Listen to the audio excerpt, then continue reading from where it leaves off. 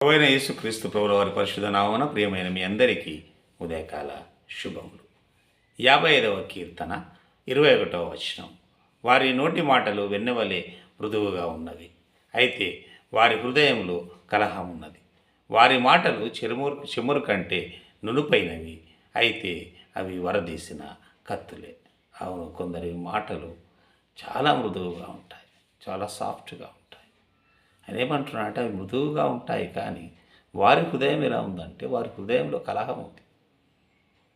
చాలా సాఫ్ట్గా మాట్లాడతారు, మాటల ద్వారా మోసం చేస్తుంటారు, కానీ వారి హృదయంలో కలహం ఉన్నది అని ఆయన తెలియజేస్తున్నాడు. ఇంకేమంటున్నాడంటే వారి మాటలు చెమురు కంటే నునుపైనవి, అయితే అవి వరదీసిన కత్తులే.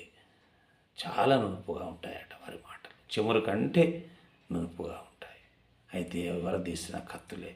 కత్తులు ఎట్లయితే వరదీసి ఉంటాయో వారి మాటలు వరదీసిన కత్తులుగా మన గుండెలను బాధించేవిగా ఉంటాయి, బాధపరిచేవిగా ఉంటాయి, కృంగదీసేవిగా ఉంటాయి. ఆ మాటలు, మృదువైన మాటలను నమ్మకూడదని భక్తుడు తెలియజేస్తున్నాడు. వారి హృదయం నిండా కలహం ఉంది, అవి చెరువుల కంటే నునుపైనవి, అవి విరదీసిన కత్తులే, కాబట్టి వాటిని మీరు నమ్మకండి అంటున్నాడు. దేవుని మాటలు చాలా విలువ, దేవుని మాటలు పవిత్రమైనవి, దేవుని మాటలు చాలా పవిత్రమైనవి, విలువగలవి. మనం దేవుని మాటను నమ్మేవారిగా ఉండాలి, దేవునిపై ఆధారపడి ఉండాలి, మనుషుల మీద కాదు, మనుషుల మాట మీద కాదు. అటువంటి జ్ఞానము దేవుడు మనకు అనుగ్రహించి దేవుని వాక్యం మనకు విలువ ఇచ్చేవాడు.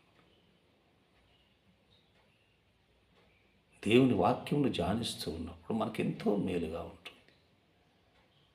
దేవుని వాక్య ధ్యానము మనల్ని మేలుతో నింపి నడిపించేదిగా ఉంటుంది.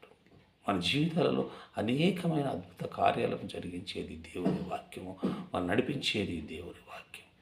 అటువంటి కృప, జ్ఞానము దేవుడు మనకు దయచేయనుగాక.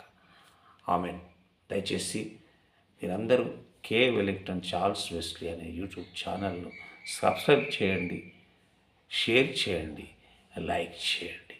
Thank you very much.